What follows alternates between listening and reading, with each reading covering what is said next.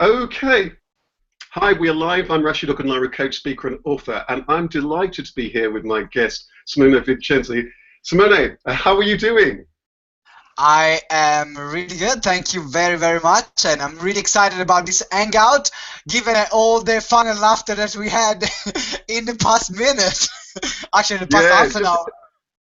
that's right. For people who don't know, we're using Google Hangouts, and bless them, we love Google Hangouts, we love YouTube, but the system isn't the easiest of all to use, and we both use this system very often.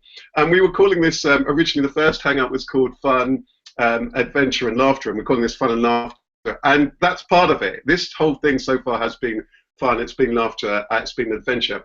So just before I very briefly introduce my guest, welcome everybody if you're here watching it live, or more likely if you're watching it on playback. As I say, I'm Rasheed Ogunlaru, life coach, speaker, and business coach, and I'm delighted to be here with my guest Simone, who I met a few months ago. In fact, it was just in the run-up to Christmas. I was at an event, we're both at an event of the Brahma Kumaris in central London, where we both helping out entertaining.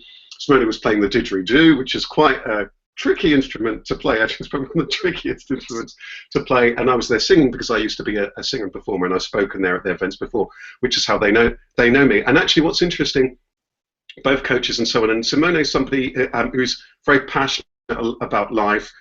Always smiling, always very upbeat, brings a lot of energy to what he does. So then when we were speaking, we were chatting on the tube back, we thought it would be good to do something together at the same time. And I thought actually this topic about fun, laughter, and adventure is really, really, really an important topic to cover and a fun topic to cover.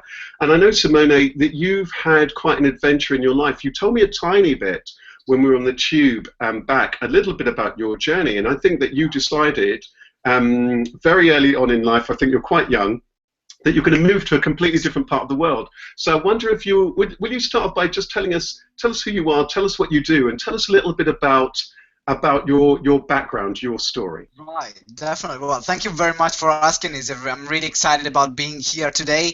Well, I was born the 1st of September. No, I'm joking. Well, my background has been in the, let's say, in the catering industry, and I was born in Italy. And at the age of 14, my parents split up. I had a great childhood, but it happened that at the age of 14, my father turned up to be an alcoholic, and he couldn't really stand the death of his father, of my grandfather, and that's how what he used to, let's say, numb his pain that I was feeling inside. So what happened is that my parents split up, cutting the story short, and I found myself at 14, and I said, you know what, here things are not going anywhere, or I take my life in my hands and I do something with that, or I'm just going to completely waste it.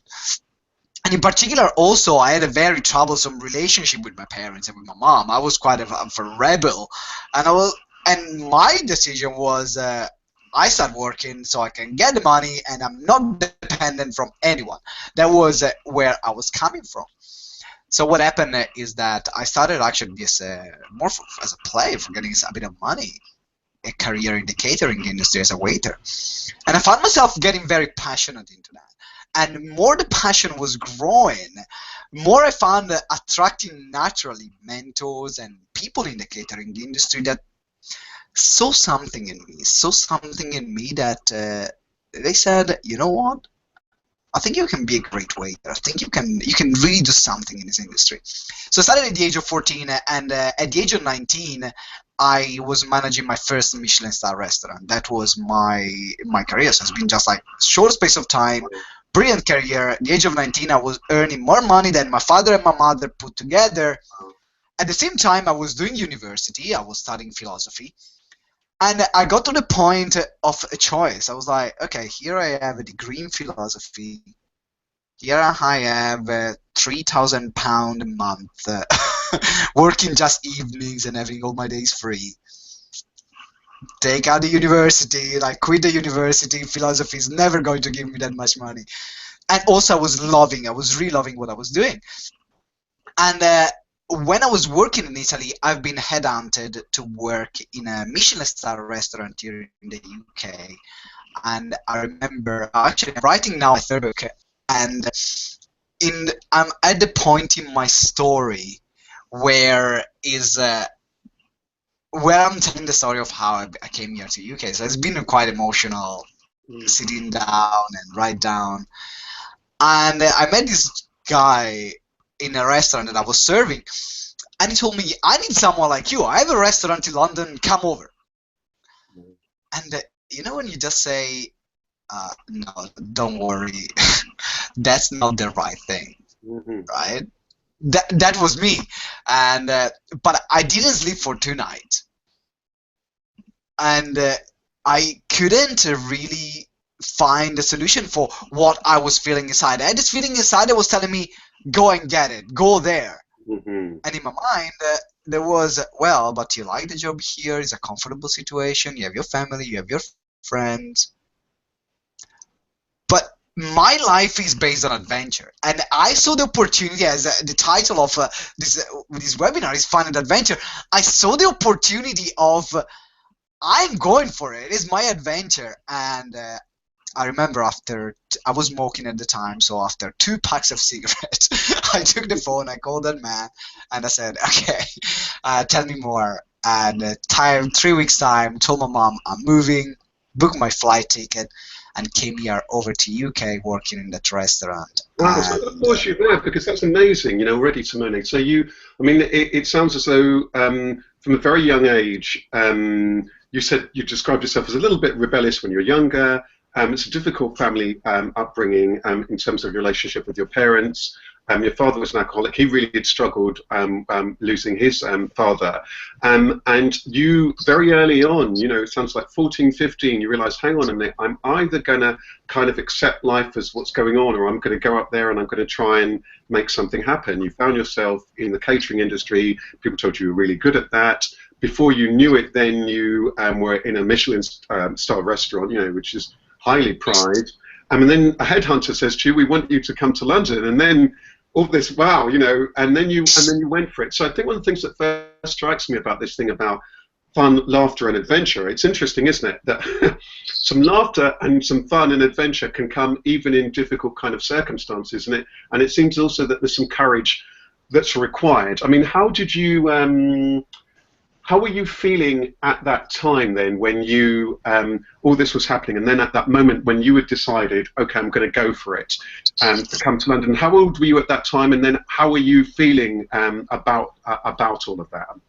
right, well, that's a great question. Thank you. I was feeling at the time. I felt definitely scared Hmm. because it's like someone meets me at a restaurant and say, "I have a restaurant in London, come and work for me," out of the blue. Okay, let's put things right. I was kind of used to receiving offer of this kind. I I never wrote a CV in my life. I think I wrote 2 CVs now when I came to London for 2 opportunities, but I've been always seen and said, "I want you to work for me." Hmm. So I was kind of used to that. But one thing is moving like 10 kilometers, like from a city to another, Right. and now, or 20 kilometers. Another thing is say, coming to London, a different language, a different city, different country. So And when you're saying that, so I mean, again, I want to pause you there, because what you're saying is very powerful. So again, you were used on the one hand to kind of opportunities coming in you, and people recognizing you have this ability, but then this whole thing about, okay, different country, different city, etc., and different language. So had you learned English? Was that going to be a whole new challenge on top of then everything else? yeah, oh, but English, I was lucky because in the restaurant I was working before, I was the only one between all the waiters who had a little bit of a background in English, because I went to secondary school. I've learned English there. So I spent, let's say, 9 months every day speaking at least 1 hour or two in English. Okay. So that helped me a lot. But I remember the first time I came to London, the owner of the restaurant immediately got me to take phone calls in the restaurant. And after 1 week of training, I remember the manager telling me, "Simone, just like it's not the right time for you. We are coming back in 6 months to this. Just serve dishes and talk to clients at the moment. Telephone is not for you. So obviously my level was good for a conversation, for an initial conversation, but it wasn't definitely enough to say I can do something with that. I can add value, or I can talk to people for a longer time. Right, it's interesting again, as you speak, because I want to, in a way, fast forward briefly to now and then perhaps come back, because I know that now, when we spoke on the tube going back from this event, of course we hadn't met before, we were just talking. I had asked you, I think that when you were introduced at this event, I think you were introduced as somebody who helps people find their purpose and passion in life, and that's what you do through for your company, GTEX, Growing Together Exponentially. So I want to know a little bit about what is it that you do now, and I'm curious in the fact that lots of people looking in on this might think okay, personal development, okay, all these motivational personal development people, they're saying you can do this, you can do that, blah, blah, blah, blah, blah, blah, blah. But I think what's interesting in your case is that you've actually done that, from a very early age. So I want for you to tell us a little bit about what it is that you do now. And I want to explore a little bit about whatever somebody's adventure is, to explore some tips on how they can go on that particular kind of journey and how that they can keep it fun. Because I think the thing that I was very keen to speak to you, and one of the things I noticed straight away was that you're full of joy and play in life. So you were there on the thingy with this didgeridoo, and in fact there's a couple of that you're playing. In fact, there's a smaller one, and there's then a larger didgeridoo, and one you were kind of playing a more traditional kind of piece of music, and the other one you were kind of giving it like some hip-hop break beats and so on. Yeah. And you were somebody who was really throwing into the mix, and you were having fun there on that day, whereas you could have been somebody, okay, here as a speaker or as an entertainer, and being very, very, very, very sober and somber about it. But that's clearly not you. That's a very long question, so again, that's what I'm going to ask you. Yeah, exactly. What's the question? Yes, the question is, don't worry, that's my style. So the question is, tell us a little bit about what is it that you do now? How would you describe that? And then we'll go on to explore a little bit about adventure and how to help people with that. So how would you describe what is it you do now? Okay, thank you for the question, Rasheed. And now is more is clear. And I love the way you can really get to the point and link it into different situation and example. That's something incredible. So one thing, what I really believe, and this is something, is not that I do it just for the sake of it, because what I really believe is that everyone should have a chance in their life to live their true purpose. And the reason why I'm so passionate about helping other people finding their true purpose in life, people that maybe don't know what to do and maybe how to do it, and helping them finding their purpose in life, telling them what to do, and inspiring them in giving them the steps on how they can achieve it. The reason why I'm so passionate about that, it is because I remember at the beginning of my personal development journey, and you tapped into something about personal development, and obviously you excited in motivation, people, we go to an event, you high-five people, and then we have hugs, and it's like, yeah, this kind of a fake reality sometimes, and people can be a bit resistant. It's something that I love personally. That's my the environment that I love, but I can definitely sense that people can say, does it really work? And I remember that I spent more in the past 4 years, I spent around £50,000 in my personal development. Right. In my personal and business development. Right. So let's talk about that, because that's very powerful. So yeah. You're saying here, you're saying, you're really passionate about helping people in terms of finding their purpose and finding their potential and so on. And of course, you've been on that journey yourself. And then you added, actually, you know what? I've invested a lot of money in terms of that growth. And that's something I back you up on. I think it's really important, whatever the sum, whether it's £2, £2,000, whatever. I think it's important that somebody puts, really invests in themselves. Would you say, Simone, that that's important in terms of just that commitment? I want to put almost the financial side to one side, but it strikes me there's something about that commitment and putting in and putting in the work. It's again a bit like with Michelin food. Somebody doesn't become a great chef overnight, right? Of course, I believe that I remember this. I don't remember which kind of speaker was telling that, but I something that really resonated with me, and it says that your focus is where your money goes, and this is your powerful. So if your money goes in entertainment and fun, or in getting wasted during the weekend, or in a lot of holidays, that's what you get in your life, which is fine. There is no right or wrong. I'm not here to judge. It's like you invest, and this is what you get. If you're focusing investing in yourself, that's what you will get. You will grow at an exponential level. This is why we called as well growing together exponentially, because we believe that together we can have an exponential growth, going through some processes and systems. But what made me upset is that I remember spending a lot of money and not getting any result, or getting few results. And the truth of that, and this is what it came down to, I was going from one thing to the other, not having a clear focus, not really knowing what my purpose was.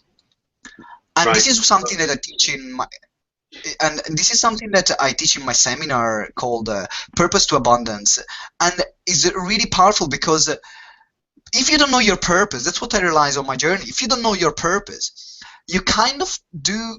You can have all the best tools in the world, but you are not aligned with who you are. And if you're not aligned with yourself, with your higher self, with the source, with the higher power, however you want to call it, things don't happen.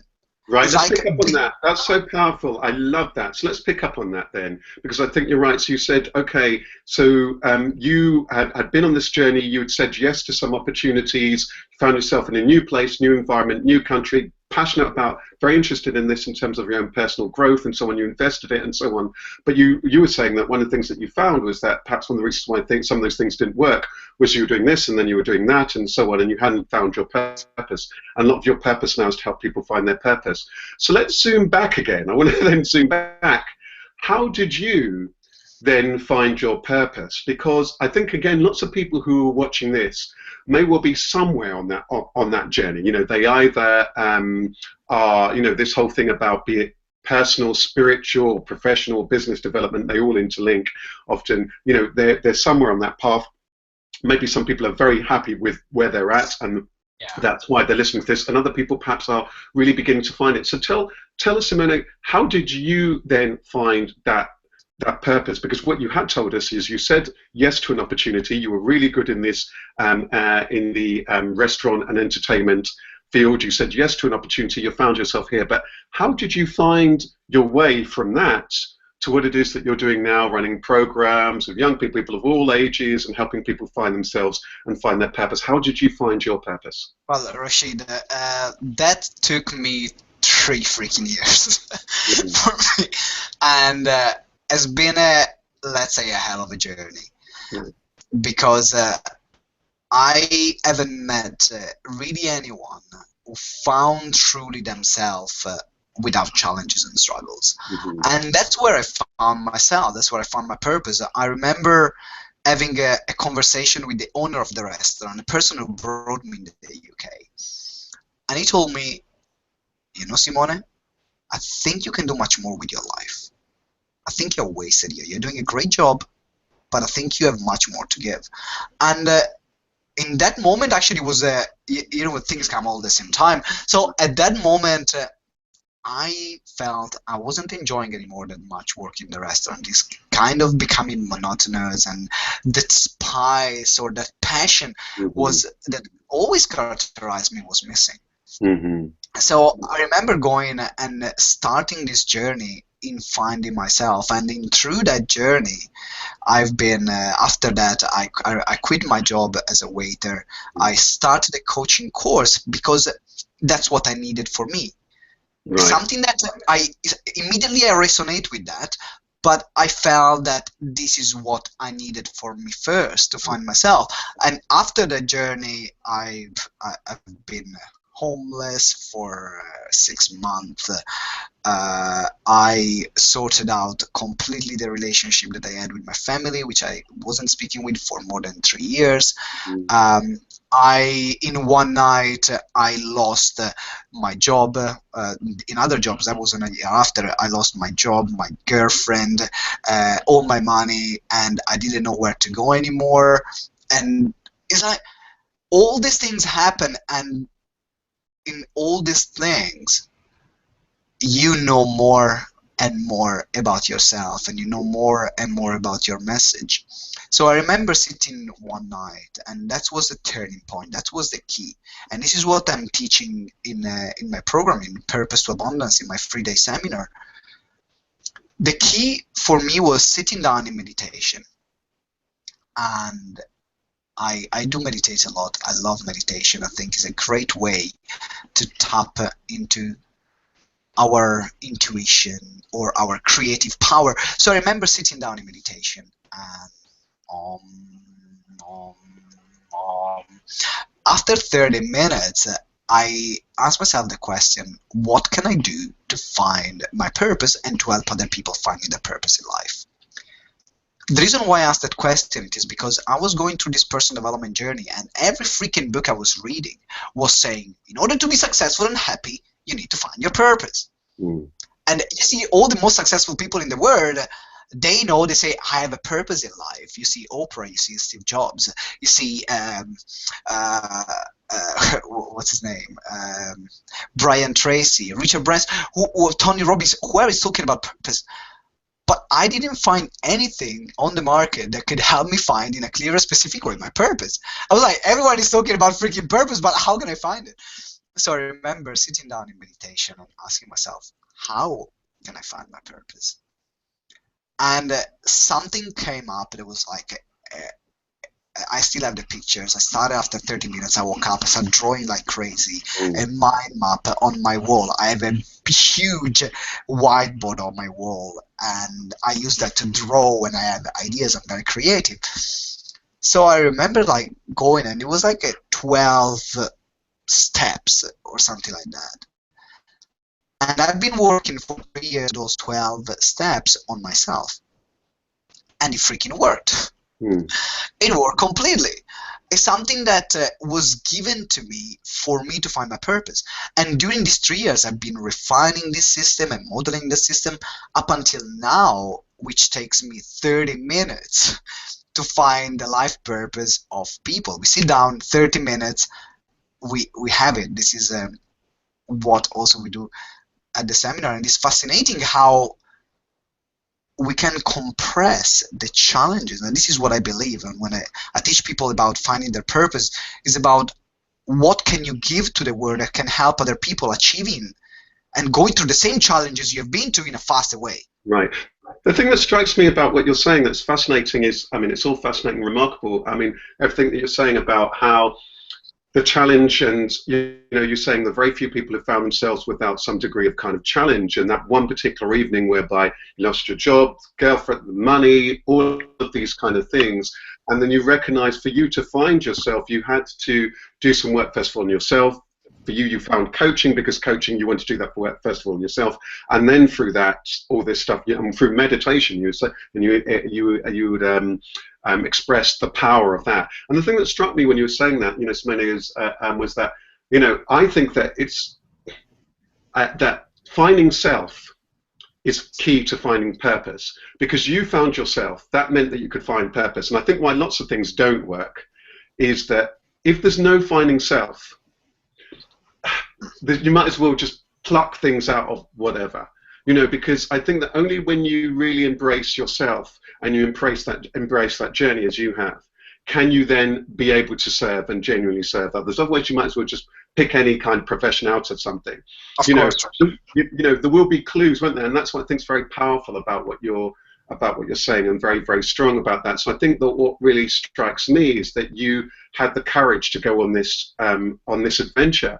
And I think, I mean, I'm curious to know, Simone, I mean, I guess there's a couple of things here, isn't it, that would be good for us to kind of explore over the next 15 minutes or so before we close. And I think one is this theme about fun and fun and laughter and so on, which you embody because now you're telling the stories and there's all this energy. And the other thing is about adventure. So, for you, which of those two words chimes with you the most, or are you drawn to first, fun or adventure? Which of those words has been more key for you? Tell me a little bit about that. Okay, right.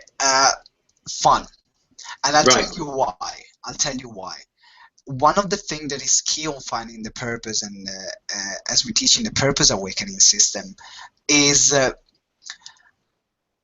finding your values. And I'm sure, Rasheed, that you know a lot about values, and you're doing a great job also helping your clients finding their true values. And when we talk about values, we are talking about something that is core to ourselves. And part of knowing yourself is knowing your values and making sure that you are congruent in your actions and thoughts with them. Because what we talk, I teach a story about the train of life. And I'm telling this story so you can understand the way we see values in our trainings. We imagine yourself like a train. You are a train, right? Okay, you're a train. And your destination, the destination of the train, is your purpose. So imagine a train have a destination. Of course, a train doesn't make sense having a train without a destination, without a place where it can go. So that's the purpose. Then we have the railways. Of course, a train needs some railways to go somewhere, to go to the destination. Otherwise, what happens without railways? It doesn't go anywhere. Or what happens if the train goes off the railways? It gets stuck. Doesn't go anywhere. And sometimes that's how we feel about our life. It's like stuck, nothing is moving. But those railways are your values. This is why it's so important. So you can actually, knowing what your core true values are, what you hold most important in your life, you can follow them. You are sure, even if you don't know what your purpose is, even if you don't know that, you are sure you reach your purpose anyway, right, because you are in alignment. Right. And that's right. So that's powerful. So let's pick up on that. So again, when one knows one's values, then one will be moving forward in that kind of direction towards one's purpose.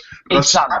But I was fascinated when you talked about that thing about, and I love that analogy, by the way, about the train, when somebody goes off track. Tell me a little bit about, I want to explore, when you had the difficult times, did you feel as though the train was off track, and how did you find what on track was? Because I think that there's something interesting here, isn't there?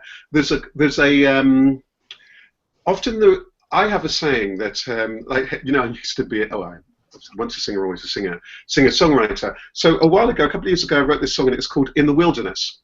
I know how sometimes people have a period of time in their life where they feel that they're in the wilderness, okay? And then, so this song came to me, and this lyric was, and you may find yourself in the wilderness. So in other words, it might be times a bit like you had in the past where you find yourself in the wilderness where you don't know what's going on.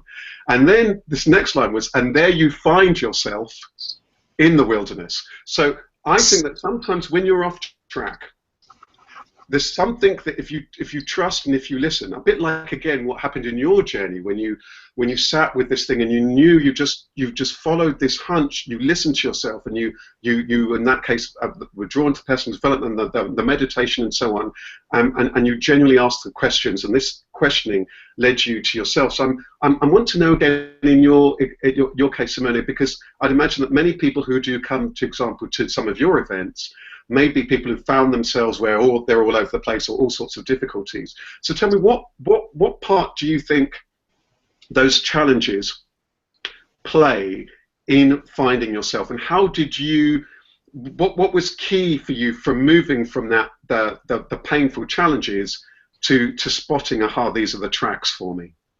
Right. Rasheed, thank you very much for the question. And I think that sometimes a lot of people really are looking for, like, what's the magic pill, or what's the fast track there is. And what I'm saying, and this is core for my teachings, and I get everyone is different. This is what resonates with me and my journey. This is all I can share. If that resonates with you, great. If it doesn't, great anyway. We are still friends. The fact is that sometimes there is no magic pill, there is no magic bullet. What you have to do is just really understanding yourself through the challenges, and sometimes it takes time. But what happens through the challenge and through, if you know how to coach yourself, or if you have a coach, even better, you can see where you are off track, what's not working, and you can find yourself by seeing what is not working, and by, I say, like, you eliminate what's not working. After a while, you will find what's working. Yeah. Right? I guess you're right, and I guess there's something that you said when you were talking before, when I'd asked which of the two words drew you first, and you said fun. I guess one of the things, isn't it, if you're able to find what the fun is, what really makes you smile.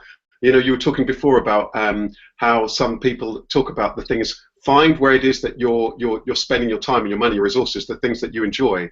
That's going to give you real clues to what it is that resonates with you, and very often what your skills or your interests is, because you can't help but doing whatever it is, be it gardening, or be it that you're sewing or skiing, or whatever it might well be, or playing music, or whatever it might be, drawing, or fixing things, technology, whatever it might well be. But I mean, I just want to ask you a little bit about how do you nowadays? How do you keep life fun? I get the feeling that, as you said, fun is very important to you. I ask this question because many people who are their own boss or in their careers, you know, even if they've found what they are good at, let's say, they find themselves in a place where they're very, very, very serious. Really serious. Right. You're serious, but you're serious about what you're doing. That comes through from your passion, but you also keep the fun. How do you personally keep the fun? And is it something you notice? Thank you for the question, Rasheed. Is really interesting. I'm in a particular situation. So we are starting talking before about values. And values are the most important thing for us. So knowing myself, my three most important values are, guess what? Fun, growth, and social responsibility. Right. So Nice. I know that if I keep following, and if I keep my action congruent to these three things, I'm on the right track. Right. And the challenge, there is everything is yin and yang, of course. There is black and white. So having fun as a value is incredible, because your life becomes a playground. Mm-hmm. Right? So it's like, for me, it's natural making things fun, because if I don't enjoy it, I'm basically sabotaging myself and things don't get done. Mm-hmm. So for example, today I decided, I'm at home, as you can see, I'm in my room, and today I decided to work from home because I didn't want to go to the office. And during my breaks, between one email to the other, I played my didgeridoo.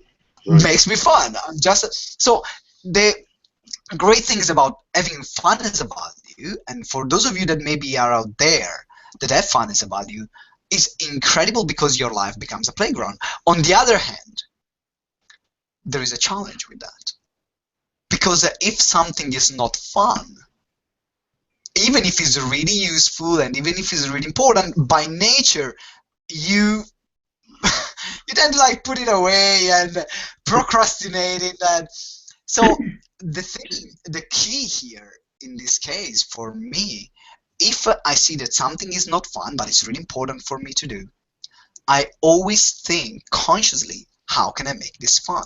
Right. How can I make it more fun for me? So while making it fun is more compelling for me to do it. The other challenge that comes. Yeah, go on. But pardon me 1 second. The other challenge that comes with having fun as a value, on top of the other great things, is that sometimes people don't take you seriously. Mm-hmm. And I had at the beginning of my career, sometimes maybe because of my young age, I'm 26 at the moment, and I started coaching when I was 22. And when people saw me at the beginning, they thought, shall I really trust this person? Because we are drawn to trust people that have their image. Right? I like what you're saying. Now, this is a really important point, isn't it? Because, I mean, it's wonderful what you're saying here, Simona, and I feel as though, like, things are really beginning to cook now, isn't it? Because there's this thing that you're saying about, you knew what your main values are, and I love those values, fun, growth, and social responsibility, and I love the blend of those things because there's a lovely balance, isn't there, between the fun, growth, and the social responsibility, so that they keep each other nicely in balance. But you make this really important point, how sometimes that, hey, how do you cope with when things don't seem to be fun, and you can find the learning or making it fun, that they're a bit of somebody's job you don't enjoy, and you find the bits that you enjoy to make it far more enjoyable to you. But then you make this point how sometimes we're so used to expecting things to be very serious that then we may not take somebody who brings a lot to the table, who perhaps has a more smile or lightheartedness, seriously. And it's funny, funny enough, I was coaching somebody just yesterday, and this came up for them. A young person working in an organization, very, very talented, lovely person, really warm, very people kind of person. And I was just coaching him around when he needed to, just to be a little bit more bam, bam, bam, direct. Still warm, still always polite, but just, and it is interesting, this thing about fun. It's really strange, isn't it? Do you find when people come to your sessions and so on, are people particularly drawn to you, and do people particularly hire you because you embody the fun that they're looking for? And I say that because different people be drawn to different types of coaches, different types of experts, and so on. And for me, you really do embody that. So do you find that lots of people who are needing that fun and adventure particularly are drawn to you, be it clients or people who are wanting you to work with their own clients? Do you find that a lot of the time? Yes, Rasheed, definitely. Yeah. It is when before I was putting a mask because I said, well, if people see me that I'm having fun or I'm not too professional or I have all this blah blah blah in my head, and I decided like to put a mask of I'm the serious one, I can change your life, right? And I can always talk with this tone of voice as well, but it didn't work because it wasn't myself. So what I said, what I decided to do is to be true with myself and to make my courses transformational, fun, and interactive. Because that's a way where I could have fun and people could have fun, transform their life and change. But what I realized is that everyone is a different coach, that they need a different person. So if people want more fun in their life, if people want to learn, grow, and transform their lives while having fun, GTEx is the right community for them. Right. And you're invited to join.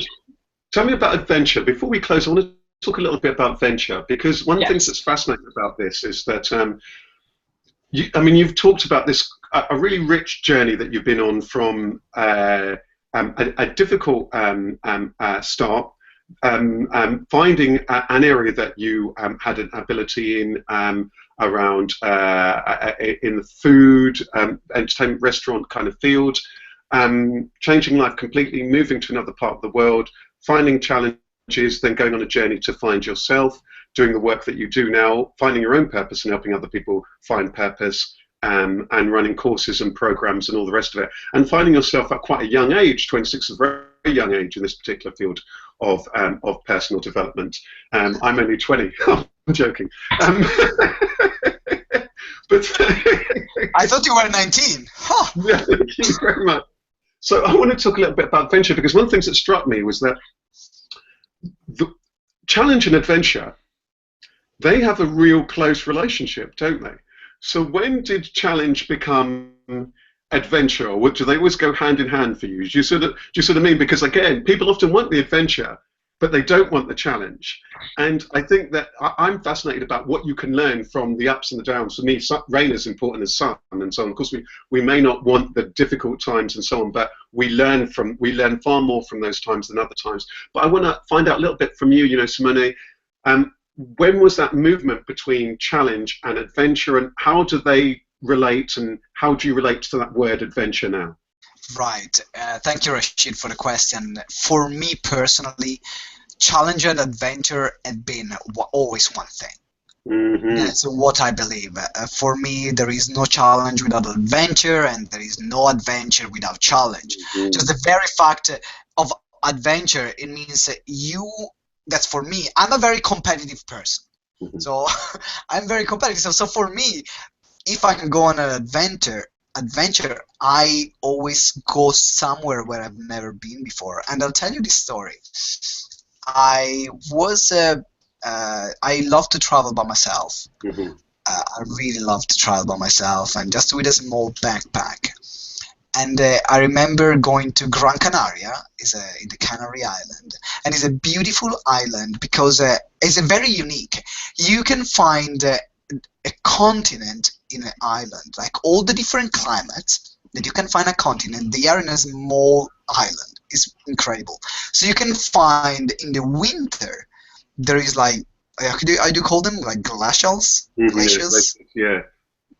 right? So there's always snowing and there is always snow in the mountain, and then at the bottom you have the desert because you have a wind that blow from the Sahara and is bringing the desert in, and so there is a natural reserve where actually is also a nudist reserve for those of you that are interested in living naked for a couple of days in the nature. That's what I did anyway. But you have you have all this climate. So the first day I arrived, and it was very late at night, and my aim was starting from the top, going down. So I arrived in the main city, in the airport, and I took my bus for the first village close to the mountains. The challenge there, it was very late at night. I didn't have a lot of money at the time because my style of travel was I'm traveling for 4 days with £200, and those £200 is also for the flight. So £200 was my budget. And obviously, you need to be very resourceful in this kind of situation. So I didn't have enough money for paying for a hotel.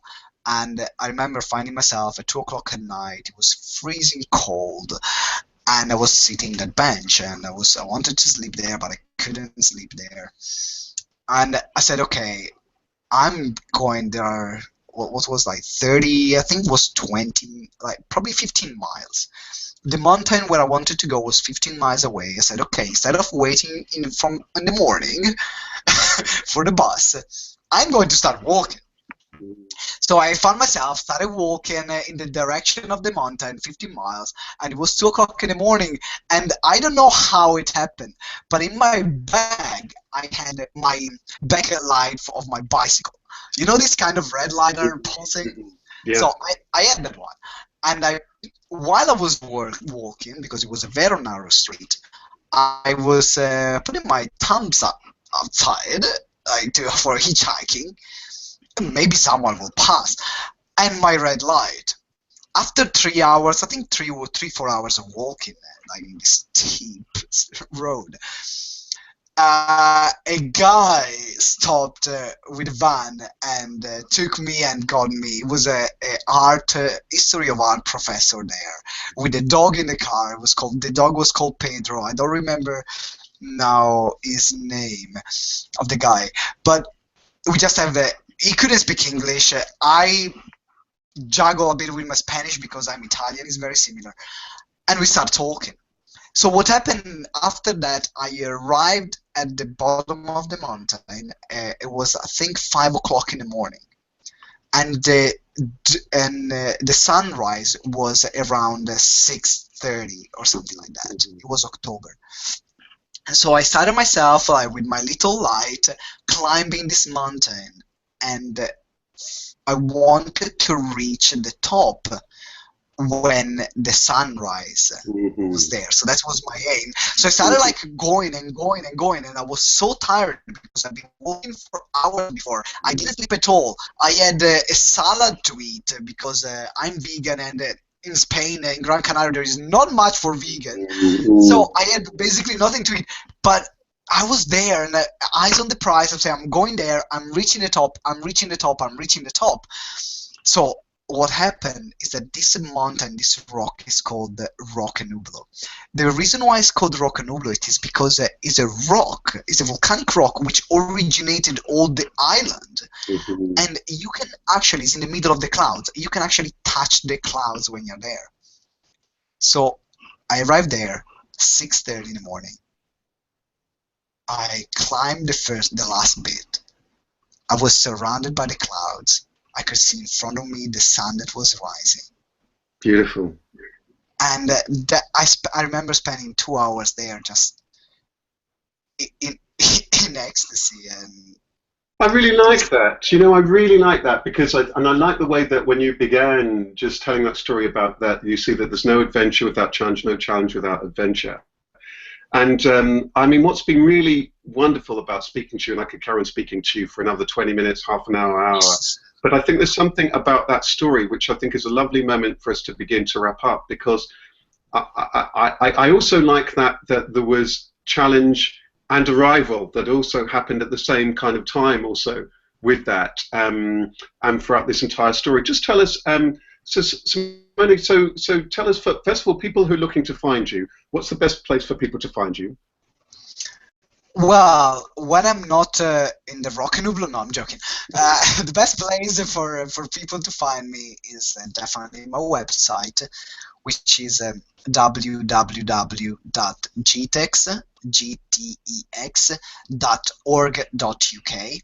If you're interested in finding your purpose in life, I have a free training series that you can find on the main page where I'll guide you through the 7-step formula that I've created for helping people finding their purpose in life in 30 minutes. And the way you will have it is every day you have a different 2 minutes, very short 2 minutes video that will guide you through those questions. So that's if you're interested in that, or you can find me on my YouTube. You can type Simone Vincenzi or GTEx, Twitter at GTEx UK. We are all over the place. Or I have on the 14th coming up a seminar, 14th of March, a seminar called Purpose to Abundance, Awaken Your Online Self. And that's for people that really want to connect with their purpose and they want to make a living living their purpose in life full time. So Wonderful. that's where you can find. Oh, wonderful. Before you go, I just want to ask you what tips, just could you give us 2 or 3 tips for somebody who's wanting, in terms of fun, let's talk, bearing in mind this has been on fun and adventure, 2 or 3 tips just to help people make their lives or their work more fun. Any tips? Okay, right. First of all, it sounds very easy. That's the first tip. Sounds very easy, but you can't imagine how many people don't do that.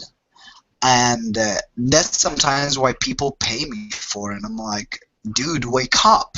Why do you need to spend 200 quid with me for an hour for for that? But is find what makes you happy. Find what makes you happy and do it more often. Mm. Because the quality of your life depends from the quality of your actions.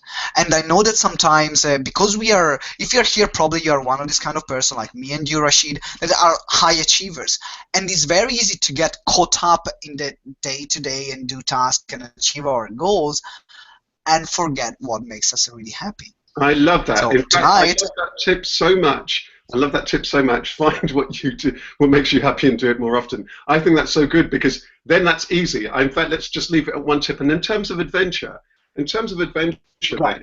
then, have you got a tip or a thought or something for people who are either wanting more adventure or who are struggling with challenge? Just a tip or two around adventure.